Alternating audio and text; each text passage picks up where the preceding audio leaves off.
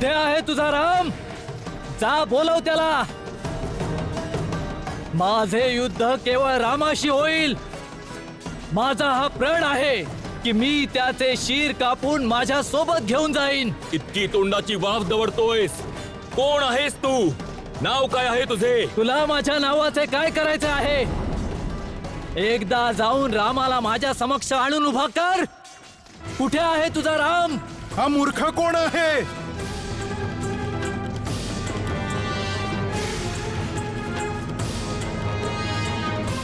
जो एवढंही जाणत नाही की जेव्हा श्रीरामांचे नाव घेतले जाते तेव्हा ते फार आदराने घेतले जाते. आदर? हा? आदर वीरांचा होतो, त्याचा नाही जो भेकडांप्रमाणे तोंड लपून बसलेला असेल. जाऊन सांग त्याला, जर तो क्षत्रिय मातेचे दूध प्यायलेला असेल तर युद्धभूमीत येऊन माझा सामना कर. मी त्याला युद्धासाठी आव्हान देतो आहे. जेव्हा एखादा उंदीर सिंहाच्या गुहेच्या समक्ष येऊन ओरडतो की बाहेर ये, माझ्याशी लढ, युद्ध कर, तेव्हा तो सिंह हात जोडून त्या उंदरासमोर येऊन उभा राहतो का? हे मूर्खा, जी जीभ श्रीरामांचे नाव अनादराने घेते ती पुन्हा बोलण्याच्या योग्यतेची राहत नाही. ती त्या क्षणी कापून टाकली जाते. तू एका अज्ञानी बालकाप्रमाणे तर्क करीत आहेस. म्हणूनच आम्हास तुझ्यावर आणि तुझ्या मातेच्या अश्रूंवर दया येत आहे. माझी माता राक्षसी माता आहे. ती इतर स्त्रियांप्रमाणे रडणे जाणत नाही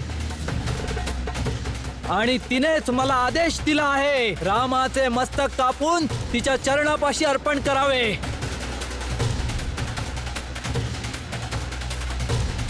आता काय करशील? कारण आम्ही असताना तुझे श्रीरामांपर्यंत पोहोचणे असंभव आहे.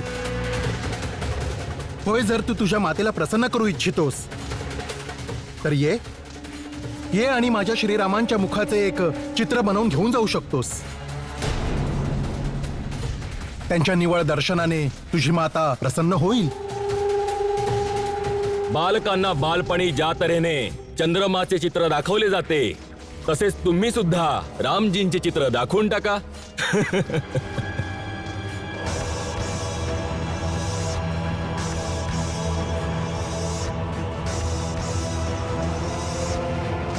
लक्ष्मण,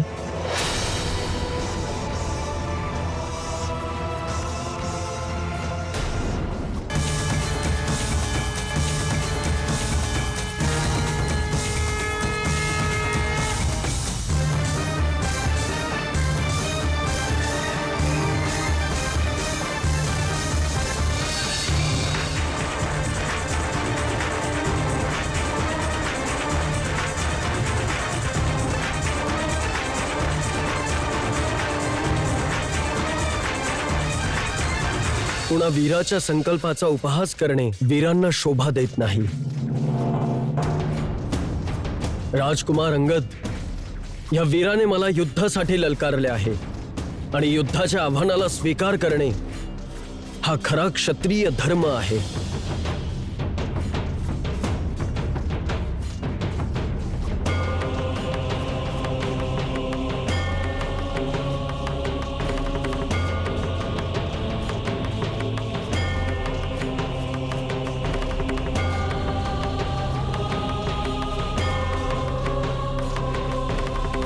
हे वीर योद्धा, मी तुझे आव्हान स्वीकारतो.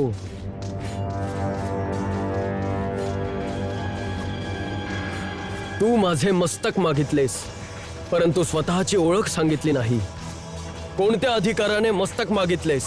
मी राक्षस राज खरचा पुत्र मकराक्ष आहे.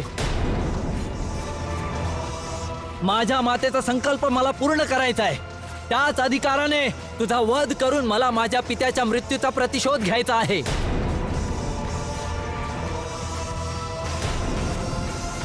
माझे शूरवीर पिता, जनपथ अधिनायक राक्षस राज खर पंचवटीमध्ये तुझ्याशी युद्ध करताना वीरगतीला प्राप्त झाले. त्यांचा पुत्र या नात्याने त्यांचा प्रतिशोध घेण्यासाठी आज मी तुला युद्धभूमीमध्ये आव्हान देतो आहे.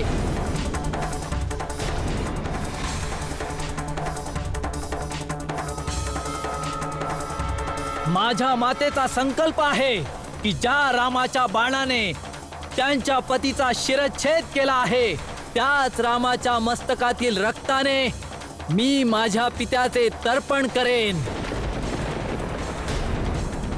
माझ्या मातेच्या याच संकल्पाने मला तुझ्याशी युद्ध करून तुझा शिरच्छेद करण्याचा अधिकार दिला आहे. मी तुझ्या त्या अधिकाराला स्वीकार करतो. मी तुला वीर मानतो युवक. स्वतःचे मस्तक संकटात टाकून तुझ्या पित्याच्या शत्रूचे मस्तक घेण्यास रणभूमीत आलास. कुणाचे मस्तक संकटात आहे याचा निर्णय आत्ताच होईल. युद्ध केवळ माझ्या आणि तुझ्यामध्ये होईल, कोणी इतर मध्ये येणार नाही. बोल, तुला माझे हे आव्हान स्वीकार आहे? तुझी प्रत्येक इच्छा पूर्ण होईल वीरसूर.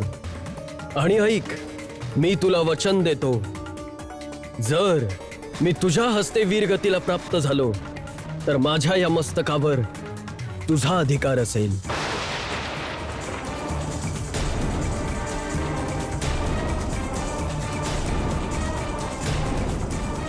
मरणोपरांत मी हे मस्तक तुला दान करत आहे.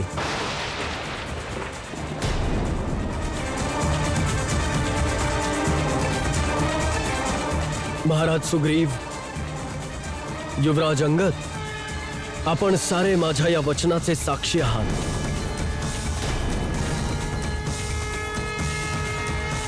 लक्ष्मण, बोलावे बंधू.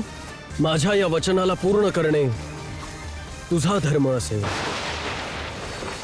आणि रघुवंशीयांच्या वचनाचे काय मोल असते हे तर तू चांगलेच जाणतोस.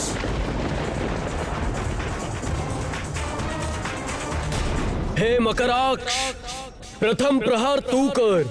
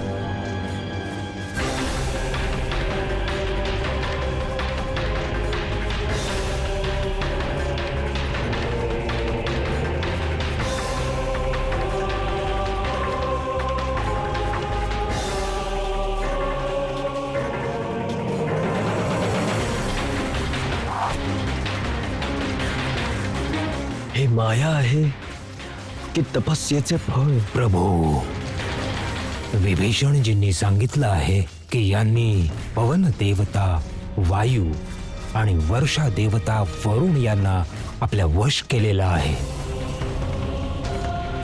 ही सगळी त्यांनी दिलेली वरदानं आहेत प्रभू. आपण जर वरुणास्त्र वायू अस्त्राचं संधान केलं तर या मायेतून मुक्ती मिळेल.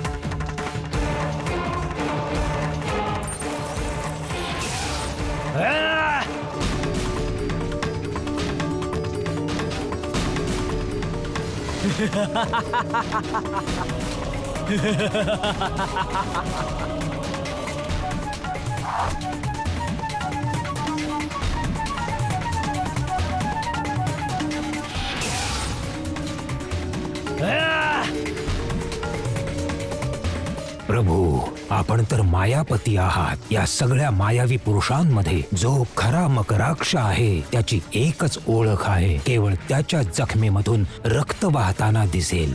मायावी मकराक्षांच्या जखमातून रक्त नाही वाहणार.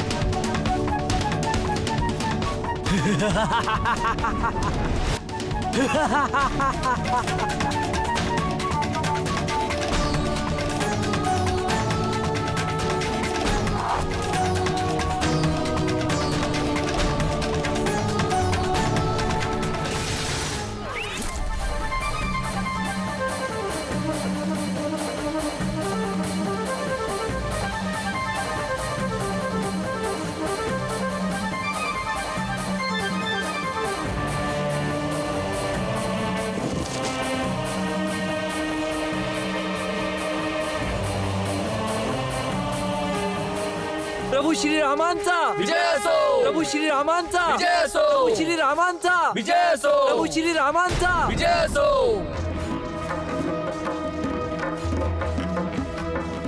विजय माझा नाही, विजय ह्या बाकुऱ्या युद्धाचा आहे. विजय ह्या मातृभक्त प्रचंड पराक्रमीचा आहे. महाराज सुग्रीव, जी प्रभू, ह्या शूरवीराचे मृत शरीर सन्मानपूर्वक लंकेत पोहोचवले जावे. जशी आज्ञा प्रभू.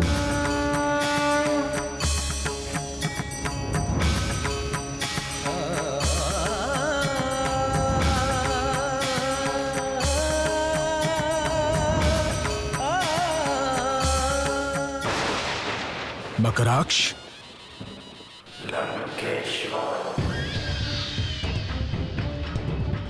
मातृभक्त वीर मकराक्ष,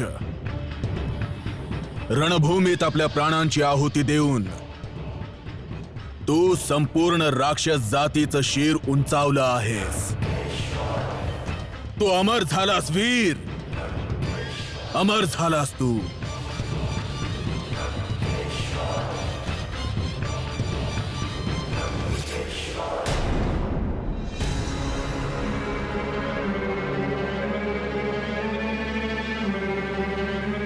प्रणाम आजोबा.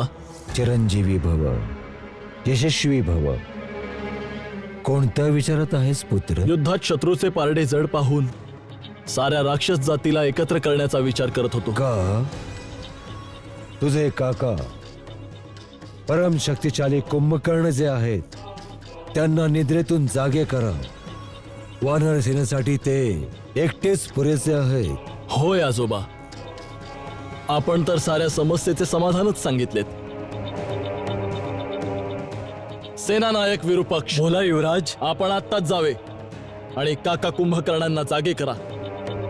त्यांना सांगा, महाराज रावणांचा आदेश आहे. लंकेला त्यांची आवश्यकता आहे. जशी आज्ञा.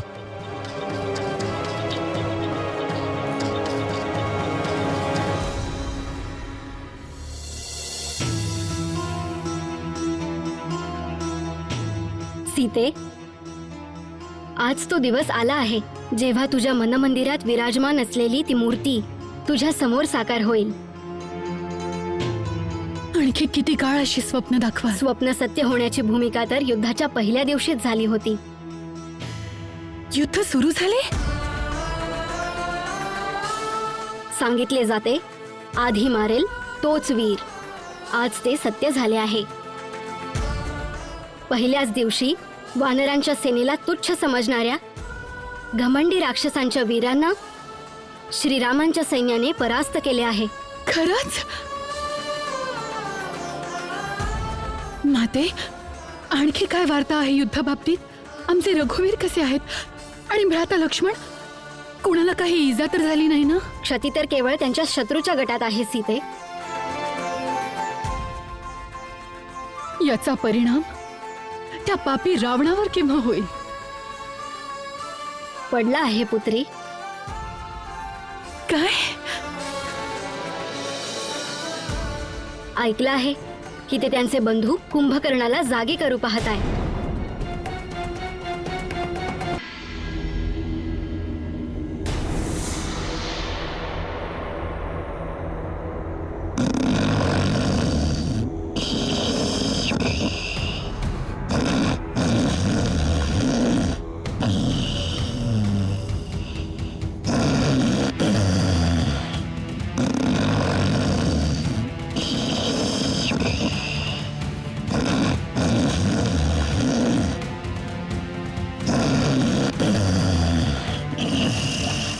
नगाडे आणि तुताऱ्या वाजवा.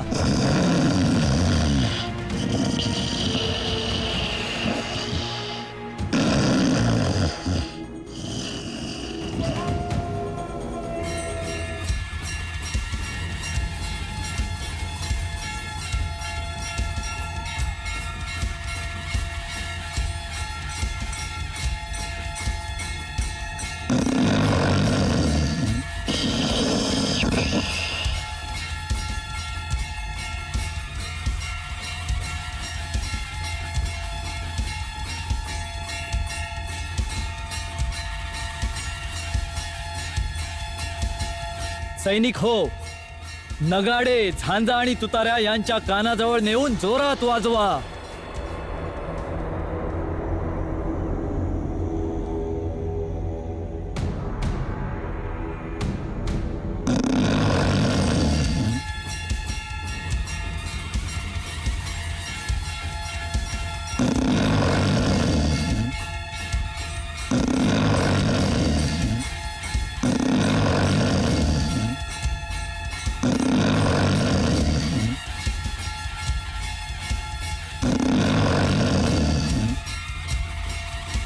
आणखी जोरात वाजवा.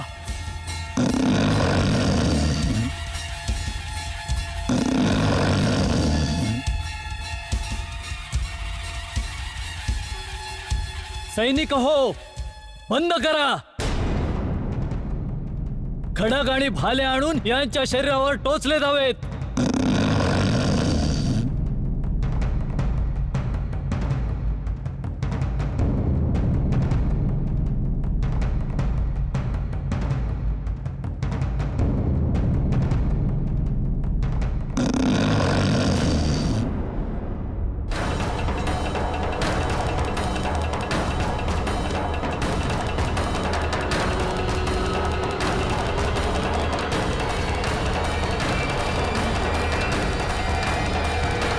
सैनिकांनो, पुरे करा. वृक्ष घेऊन या आणि यांच्या पायांच्या तळव्याला गुदगुल्या करा.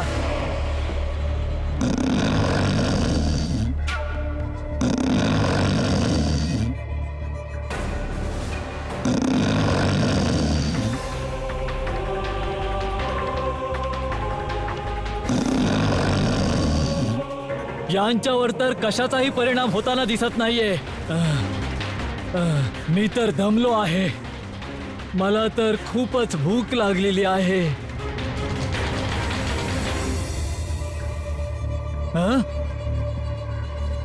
भूक. सैनिकांनो, त्वरित त्यांच्यासाठी भोजनाचा प्रबंध करा. कदाचित भोजनाच्या सुगंधाने हे निद्रेतून जागे होतील.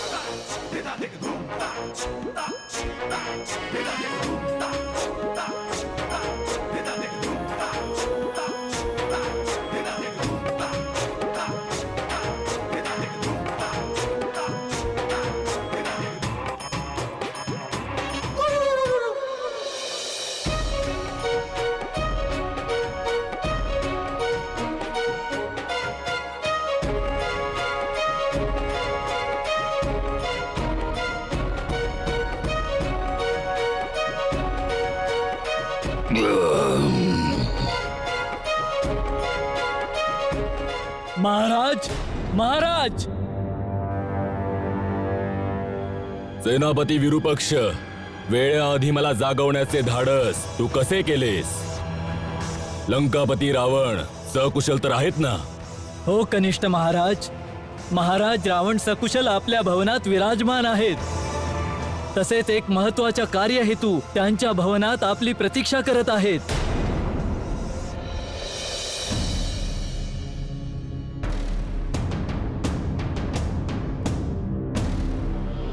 प्रणाम महाराज. दीर्घायु भव. महाराज, मला जे विरूपक्षाने सांगितले आहे ते सत्य आहे का? हो अनुज, लंका यावेळी खूप संकटात आहे. फक्त याच कारणामुळे तुला अवेळी जागा केलं. आता आम्हा सगळ्यांच्या आशा तुझ्यावरच केंद्रित आहे.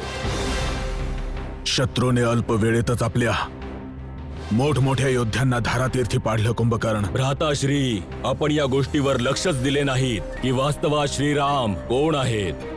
कुंभकर्ण, शत्रूच्या नावासमोर श्री लावून संबोधित करू नको. महाराज, डोळे बंद केल्याने सूर्याचा प्रकाश लोप पावत नाही. ते तिन्ही लोकांचे स्वामी स्वयं श्रीमान नारायण आहेत. त्यांना श्रीरामच संबोधले जाईल. आणि आपण त्यांच्याच पत्नी महाराणी सीतेचे हरण केले, ज्या स्वतः लक्ष्मीचा अवतार आहेत. मग काय केलं असतं आम्ही? आपल्या बहिणीचा अपमान गुपचूप सहन केला असता? आपल्या भावाच्या मृत्यूच्या प्रतिशोधेची ज्वाळा मनात जाळत ठेवली असती?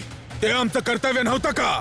होते तर त्या कार्याला विरामप्रमाणे केले असते. चोरांप्रमाणे एका स्त्रीचे हरण करून आपले मस्तक गर्वाने उंच झाले का? सीतेचे हरण करते समयी आपण धर्म आणि अधर्माबद्दल विचार नव्हता केला? मंदोदरी वहिनी आणि विभीषणची नीती धर्मयुक्त वाणी नाही ऐकली. केवळ आपल्या काम वासनापूर्तीची सबब शोधली आहेत आपण. त्याचेच हे फळ आहे जे आज सारे लंकावासी भोगत आहेत. मान्य केलं आम्ही की चित्तमोहात आम्ही परक्या स्त्रीचं अपहरण केलं. मान्य केलं भ्रमात आम्ही नारायणाला ओळखलं नाही. मान्य केलं की गौरव आणि अहंकाराच्या मदात आम्ही कोणाचा परामर्श घेतला नाही. पण तूच सांग, या सगळ्या गोष्टी बोलल्याने इतिहास परत येईल का? कुंभकर्ण, यावेळी तुला फक्त हा निर्णय घ्यायचा आहे की आपला भ्राता, आपलं राज्य आणि आपल्या राक्षस जातीसाठी तुझं काही कर्तव्य आहे की नाही. संकटात ज्ञान तर प्रत्येक जण वाटतो कुंभकर्ण, पण खरा भ्राता तोच आहे जो संकटाच्या वेळी सोबत असतो, सहाय्यता करतो. हा निर्णय तू घे. रावणासहित संपूर्ण राक्षस जातीचा विनाश तुला मान्य आहे की नाही? जर मनात काही शंका असेल किंवा कर्तव्याचा पथ स्पष्ट दिसत नसेल तर युद्धभूमीत जाऊन काहीच लाभ नाही कुंभकर्ण. जा आणि जाऊन झोप. हा रावण एकटाच ठीक आहे, पण रावण एकटा सुद्धा आपला मान आणि सन्मानाने जगणं आणि मरणं दोन्ही जाणतो. जा. भ्राता, या समयी मला काय करायचे आहे याबद्दल ना माझ्या मनात शंका आहे, नाही माझ्या पथात कोणता अंधकार आहे. मी तर कनिष्ठ बंधू आहे आणि कनिष्ठ बंधूचा एकच धर्म आहे. जोवर तो जीवित आहे, स्वस्थ आहे, तोवर ज्येष्ठ बंधूला कोणतेच कष्ट होता कामा नये. कनिष्ठ बंधू मित्रही आहे आणि सेवकही. कुंभकर्ण, आम्हाला तुझ्यावर गर्व आहे. तू समस्त राक्षस जातीची नाक आहे. भ्राता, आपण युद्धाची चिंता विसरून जा. मी आपणास वचन देतो की आज सूर्यास्त होण्यापूर्वी त्या वनवासी राजकुमारांचे मस्तक लंकेच्या गल्लोगल्ली एखाद्या चेंडूप्रमाणे उडवत आणेन, जेणेकरून ज्यांचे सगळे सोयरे या युद्धात मारले गेले आहेत ते पण येऊन एक एक ठोसा मारू शकतील. जर मी जीवित राहिलो तर आज रात्री लंकेत विजय उत्सव होईल. परंतु भ्राता, परंतु काय? जर सर्वांचे म्हणणे सत्य निघाले की ते खरंच भगवंत आहेत, तरीही मी पाठ दाखवणार नाही. अतिउत्तम. आम्ही लगेच सेना नायकाला आदेश देतो तुझ्यासोबत पाठवण्यासाठी चौरंगी सेना तयार करायला. नाही भ्राता, मला सैन्याची कोणतीच आवश्यकता नाही. रणभूमीमध्ये मी स्वतः एकटाच जाईन. त्यांचे अर्धे सैन्य माझ्या पायाखालीच चिरडले जाईल. मला आज्ञा द्यावी आणि आशीर्वादही द्यावा भ्राता की माझ्यामुळे आपला गौरव त्रिलोकात आणखी वाढेल. जा कुंभकर्ण, युद्धात विजयी होऊन ये. जा.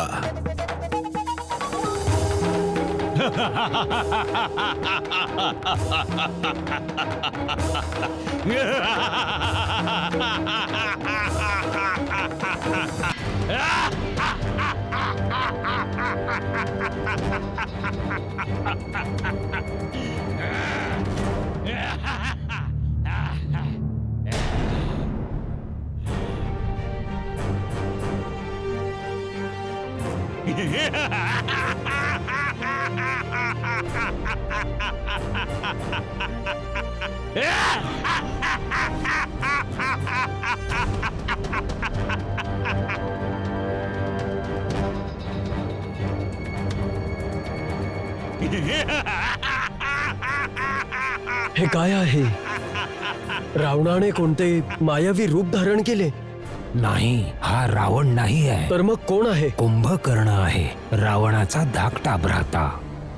ब्रह्माजींच्या वरदानामुळे हा 6 महिने झोपतो आणि एका दिवसासाठी जागा होतो. तर मग याचे 6 महिने आज पूर्ण झालेत? नाही, रावणाने आपत्ती काळ जाणून याला बलपूर्वक जागृत केले आहे. प्रभू, ते पहा, विभीषणजी आपले भ्राता कुंभकर्णाला समजावण्यासाठी जात आहेत.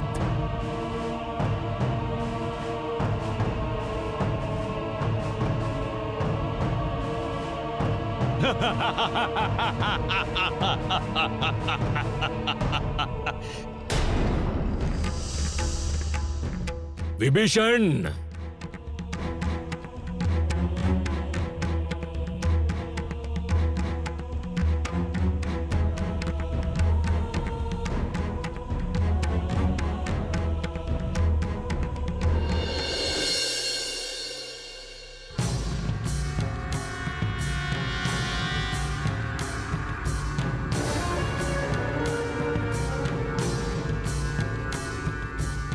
विभीषण, तुला काय आशीर्वाद देऊ? भ्राता, आपण मला आशीर्वाद द्यावा की मी सदैव धर्म आणि नीतीच्या मार्गावर चालत राहीन. काय अधर्म आहे आणि काय धर्म याची व्याख्या देश आणि काळानुसार सगळ्यांचीच वेगवेगळी असते. परंतु जीवनात कधी कधी तो प्रसंग येतो ज्याला धर्म संकट म्हणतात, जेव्हा हा निर्णय घेणे कठीण होऊन जाते की प्राण्याचा काय धर्म आहे आणि काय कर्तव्य. त्या समयी प्रत्येक प्राणी आपल्या संस्कारांनी आपला धर्म निश्चित करतो.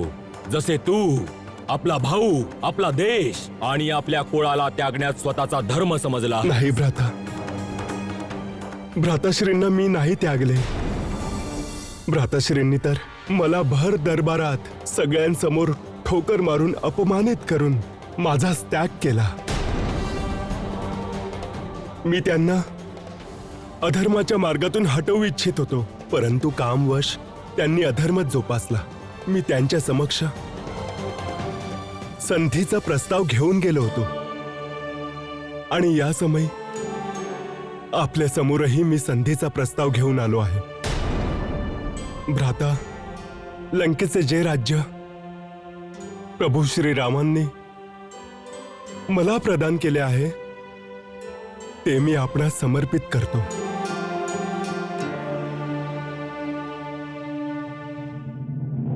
परंतु आपण हा संहार थांबवावा. याने आपल्या राक्षस जातीचा समूळ विनाश होईल. याचे कारण महाराज रावणांचे दुराचरण आहे आणि आपणही या दुराचरणाशी सहमत नाही आहात ना भ्राता? बोला. हो, मी त्यांच्याशी सहमत नाही आहे. तर मग आपणही आमच्या गोटात या ना भ्राता. आणि रावणाची साथ सोडून देऊ? चांगल्या सोबत तर सगळेच चांगले राहतात. मग दोन भावांमधील संबंध काय आहे? विभीषण, या युद्धात काय भ्राता एकटेच मरण पावतील? त्यांच्या सोबत मरणारा कोणी दुसरा भ्राता नसेल का? आणि निष्ठा तर ही असेल, जिथे रावणाचे मृत शरीर असेल त्याच्या चारही बाजूला त्याचे भाऊ, त्याचे पुत्र त्याच्या मृत शरीराची शोभा वाढवत असतील आणि हे पाहून देवताही मस्तक झुकवतील. जा विभीषण, तुझ्या स्वामी रामाला सावध कर. आता सामना खर आणि दूषणाशी नाही, कुणा त्रिशावालीशी कपट युद्ध नाही आहे. सामना आज अजय पर्वताप्रमाणे अभेद्य कुंभकर्णाशी आहे, ज्याच्या हुंकाराने विधाता ब्रह्माही थरथरले होते. कुंभकर्ण या पापाचे ते शिखर आहे ज्याला धडकून त्यांच्या बाणांचे टोक वाकून जातील आणि त्यांच्यावरच प्रहार करतील. तीर, तलवार, भाले सगळे तुटून मोडकळीस येतील. त्यांनी असुरांच्या विनाशाचा संकल्प घेतला आहे, तर कुंभकर्णही आज रामच्या मस्तकाला ठोकर मारत आपल्या लंकेशाच्या चरणांची घेऊन जाण्याचा संकल्प करून आला आहे. जा माझ्या भ्राता, तू निशस्त्र माझ्या समोर उभा राहू नकोस. मला आपले आणि परके कुणीच दिसत नाही. माझा स्वतःवरचा ताबा सुटला आहे. आता या समयी मृत्यू माझ्या मस्तकी तांडव करत आहे. मरणे आणि मारण्याशिवाय काहीच सुचत नाही आहे मला. जा माझ्या भ्राता, जा. आपल्या स्वामींतर्फे तू युद्ध कर. माझा राजा, माझ्या बंधूसाठी मी युद्ध करेन. या समयी हाच माझा धर्म आहे, हेच आपले कर्तव्य आहे आणि हेच आपले लक्ष्य आहे. जा माझ्या भ्राता, जा माझ्या मित्रा, जा माझ्या शत्रू, जा, निघून जा, निघून जा.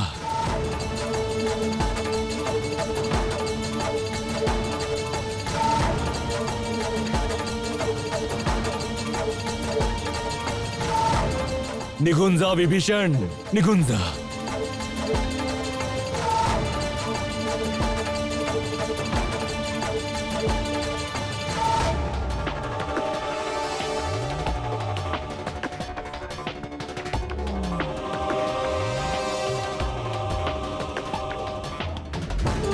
विभीषण, माझ्या भ्राता, जर आम्हा सगळ्यांचे मरण निर्धारित आहे तर विष्णू अवधच्या विनाशाच्या पश्चात आमचे क्रियाकर्म शास्त्रविधींनी करून आपल्या कर्तव्याचे पालन कर, कारण तू एकटाच वाचशील माझ्या भ्राता.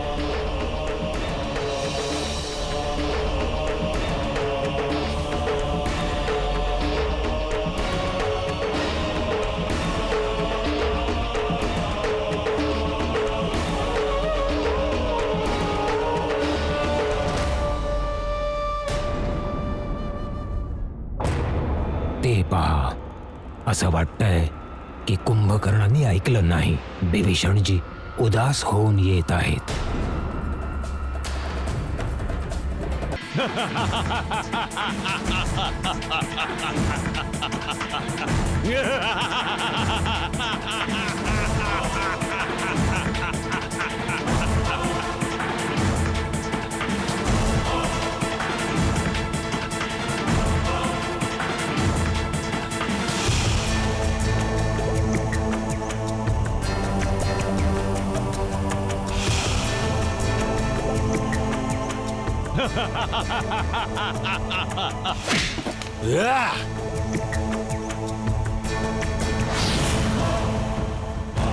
खूपच बलशाली दिसत आहेस वानरा.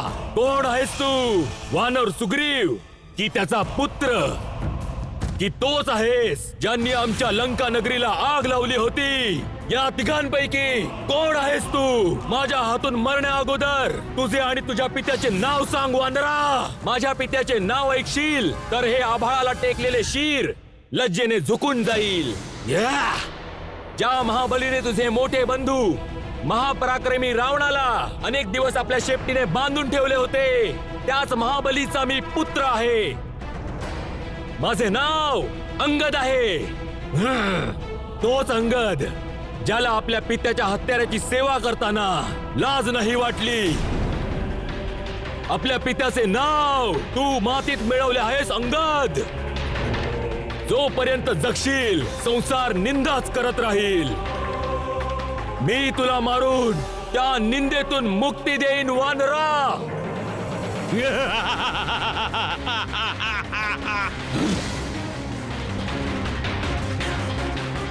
दोन योद्ध्यांच्या मध्ये येणारा तू कोण आहेस वानरा? हे वानरराज साम्राज्याचे युवराज अंगद आहेत आणि यांचे रक्षण करणे माझे कर्तव्य आहे. तर तू राजा सुग्रीव आहेस? नाही, मी हनुमान आहे. हनुमान? तर तू आहेस लंकेचा संहार करणारा. आज कुंभकर्ण तुझ्या सेवेचे पारितोषिक देईल. पारितोषिक तर तेव्हा देशील जेव्हा माझ्या हातून जीवित राहशील.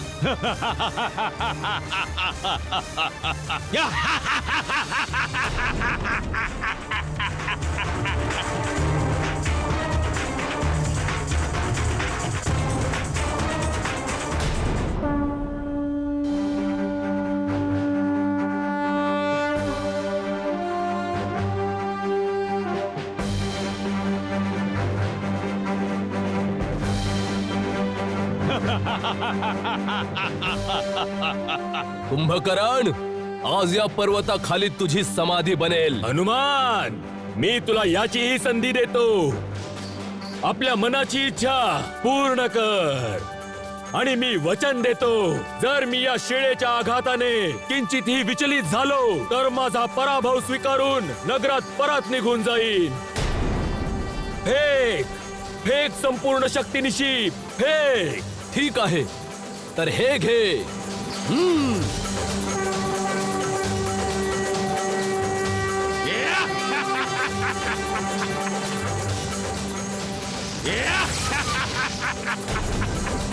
मी तुझ्या धाडसाचे कौतुक करतो हनुमान. यामुळे मी तुला जीवित सोडतो.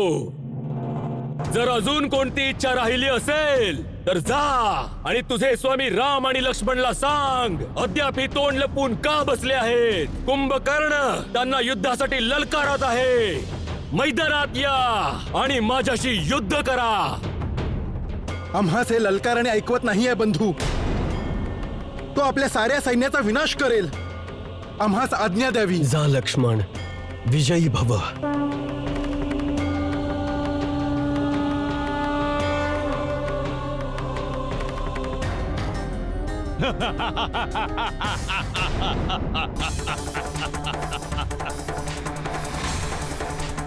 जर खरेच बलवान असशील तर या लक्ष्मणाच्या समोर ये.